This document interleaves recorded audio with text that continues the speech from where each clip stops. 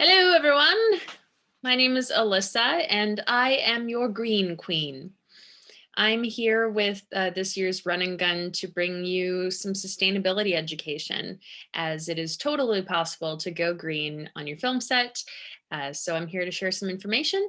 And if you have any questions, you are welcome to pass them on. I am not available in real time right now, but I'm happy to answer any questions that you have.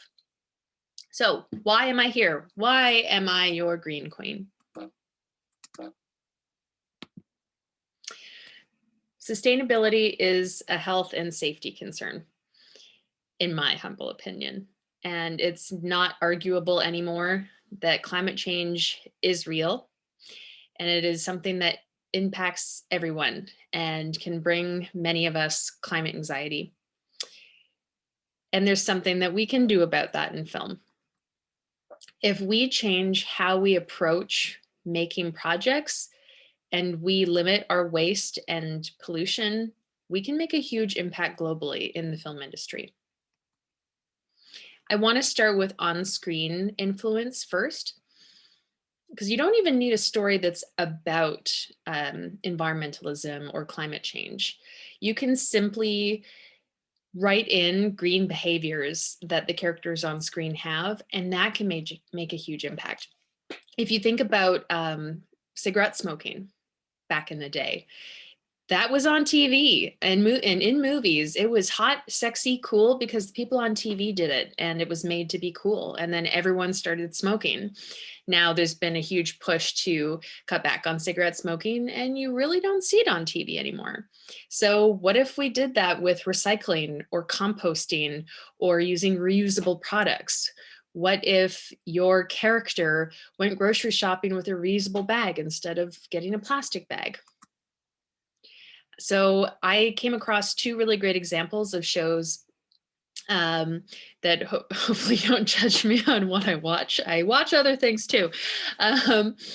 So really great examples in Riverdale and 13 Reasons Why, which I think is extra cool because those shows do bring in younger audiences. So just to give you an example of thing, you can get creative about what you show on screen, no matter what the story is about. Now for behind the scenes. Energy and pollution is probably the most difficult in terms of cost for indie productions or 48-hour productions, but there's still things that you can do to make a difference. So some of the examples I have listed here do cost money, but there's really easy things you can do, like turning off lights and appliances when you're not using them, or transiting, bicycling, or walking to set, depending on where you're filming and what time, not idling. There's lots of great options and solutions out there. Now, volt stacks are also a great option that many of you will be experiencing, which is really exciting. And they're a really great company in terms of supporting independent filmmakers. So, you know, if you want to go green on an outdoor location and not use a diesel generator, give them a call. They're really great to work with. I've used them on 2 of my short films. Waste diversion. So a typical film set or TV show generates up to 800 pounds of trash per day, and 80% of most waste on set is recyclable or compostable.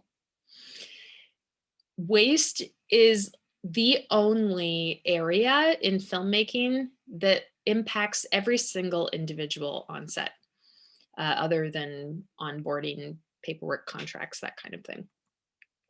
So recycle and compost properly.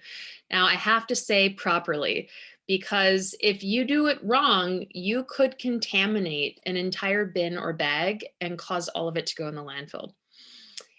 Contamination can be, let's say you have a pop can that still has pop in it. And then you accidentally put it in paper recycling. Well, if you get all of that paper recycling wet with sugary pop, that paper cannot be recycled anymore. So make sure that you're taking the time to know that you're putting something in the right place. And it's really easy to look up to if you're not sure. So reading labels and rinsing containers, that's covered in pretty much what I just said, and reducing your waste when possible. So sometimes it can cost more upfront, but can save you money in the long run and, create less waste in the first place. So reducing, there's a reason that reduce is the first R in reduce, reuse, recycle, because it's the most important one. Reducing the waste, then we don't need to worry about the other two. So here's some ideas. Again, sometimes they're not all relevant to a 48-hour production, but a lot of these are. Buying in bulk, buying or renting secondhand, alternative materials. An example would be I wrote and co-produced a dark comedy, and instead of putting a plastic bag on a victim's head, we used a burlap sack so that we didn't bring plastic on set. So that's an example of an alternative material. The easiest one that probably most of us do now is bringing your own water bottles, coffee mugs, and cutlery to set. These things are all super easy. In terms of COVID, as long as you're washing your hands or sanitizing your hands after, touching tap handles or, something like that. And with COVID and food, there is more safety / wasteful things in place, but you can still bring your own cutlery so that you don't need to use plastic cutlery. And if that's not possible, look at compostable cutlery, not plastic compostable, but actual wooden cutlery. I'm not going to get into it right now, but plastic compostable products are not actually compostable. They need a very specific facility to break down, and the city of Vancouver does not offer that, unfortunately. So reusable or wood or paper products to be truly compostable. Now, labeling bottles or face shields, that's a way to reuse, but I put it in reduce because by reusing, we are reducing. And going digital. Again, that's being done by probably all of us now, but think about whether or not you need to print the paper that you want to print.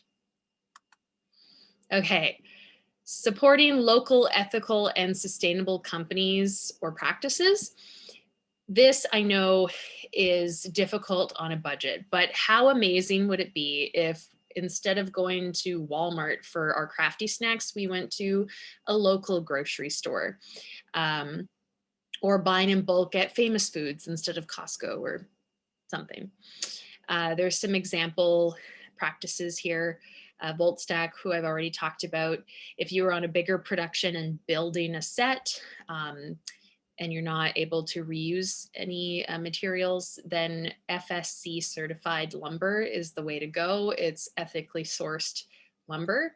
And if you have to have disposable water on set because your COVID plan just thinks it's just too unsafe and risky to bring your own water bottles and refill them in a sink or a water cooler, then Earth Water is the way to go. It's a Canadian company. Aluminum is always recyclable, eternally recyclable, and plastic is not. So if you do have to have disposable water, Earth Water is resealable. It's a Canadian company, and the money from purchasing it goes to supporting the United Nations World Food Program. That's pretty cool. So remember that we do make big statements with our purchases, and we can actually change the economics of how this all works. We could make certain products or services more affordable by showing the demand for it, by changing where we spend our money. All right, if you want to learn more, because I don't have a lot of time with you, There are courses that you can take. Really awesome. Creative BC has a program called Real Green, and they have a free 2-hour course. I've taken it. It's great. It's a really great starting place, and it doesn't cost anything. If you're interested in going a little bit further, there's an organization in Vancouver called Green Spark Group, and they have I think 2 courses now. They're each 1 hour long and only $49. So very reasonable. And there's other information on the resource sheet that I created for all of you that I think you should all have now in your packages. And again, I'm happy to be reached out to if you have any questions or ideas. And I also want to share some success stories with you because there is a movement happening and there are film sets going green, which is really awesome.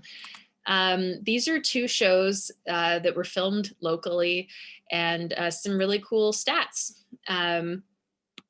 about their production. So The Magicians was amazing at cutting back waste and pollution, and X-Files. They're, I think, 2 of the first shows to really go deep into this. I just worked on a Netflix movie called Mixtape, and we managed to limit landfill waste by, I think, 70%. Had some really cool initiatives. And short films, I know there's a lot of people making efforts to cut back on waste. I myself have made that a very important part of my filmmaking. If you want to see the projects that I work on, you can check out my website, alyssakostello.ca. And let's keep each other accountable. We all need to do our part to make this happen and take leadership of our own roles and our own departments. Please don't shame your coworkers or your teammates. Shaming and blaming does not work. It just spreads negativity and pessimism. So lead by example and support and encourage your teammates, because it's not about being perfect, it's about being better. All right. Thank you so much, everyone. I wish I could have been here live with you. Again, pass any questions to me. Join the Facebook group that's in the link in the resource sheet. And I'm looking forward to answering any questions you have. And best of luck on this journey you're about to embark on. Okay.